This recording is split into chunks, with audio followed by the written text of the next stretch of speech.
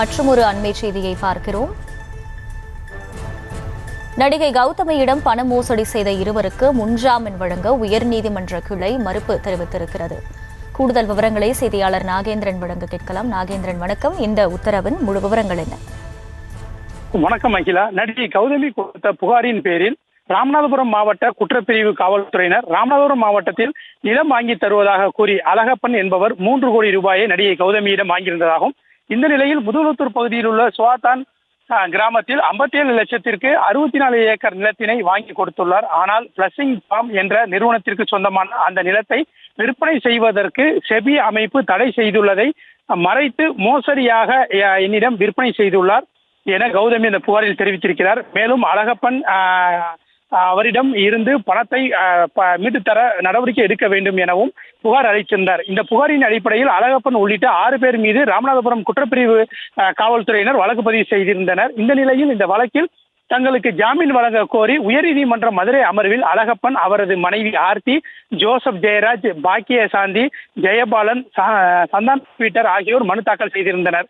இவர்களுக்கு முன்ஜாமீன் வழங்கக்கூடாது என நடிகை கௌதமி தரப்பில் மனு தாக்கல் இடையீட்டு மனுவாக தாக்கல் செய்யப்பட்டிருந்தது. இந்த நிலையில் இன்று இந்த மனு மீதான விசாரணை நீதிபதி ஆனந்த் வெங்கடேஷ் முன்பாக விசாரணைக்கு வந்தது.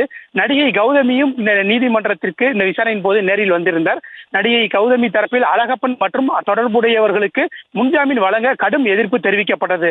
மனுதாரர்கள் தரப்பில் குற்றம் சாட்டப்பட்ட நபரின் உறவினர்களும் இந்த வழக்கில் சேர்க்கப்பட்டிருப்பதாக தெரிவிக்கப்பட்டது. இதையடுத்து நீதிபதி வழக்கில் 6 குற்றவாளிகளில் ஜோசப் ஜெயராஜ், பாக்கியசாந்தி, ஜெயபாலன், சந்தான பீட்டர் ஆகிய 4 பேருக்கு முன்ஜாமீன் வழங்கி உத்தரவிட்டார்.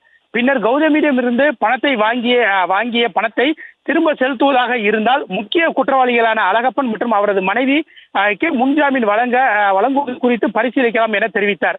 இந்த வழக்கில் முக்கிய குற்றவாளிகளாக அந்த அழகப்பன், ஆர்த்தி ஆகியோர் முன்ஜாமீன் மனு தள்ளுபடி செய்து உத்தரவிட்ட நீதிபதி ஆனந்த் வெங்கடேஷ் இந்த வழக்கை திட்டமிட்டு மோசடி ஈடுபட்டு உள்ளனர். இந்த வழக்கில் முன்ஜாமீன் வழங்க இயலாது என தெரிவித்து முக்கியமாக குற்றம் சாட்டப்பட்டவர்கள், போலீஸ் மற்றும் செபி உள்ளிட்டவர்களுக்கு விசாரணைக்கு ஒத்துழைக்க வேண்டும் எனவும் இந்த மனு விசாரணையின் போது நீதிபதி ஆனந்த் வெங்கடேஷ் சுட்டிக்காட்டி இந்த உத்தரவில் குறிப்பிட்டுள்ளார். அகிலா, முழு விவரங்களுக்கு நன்றி நாகேந்திரன்.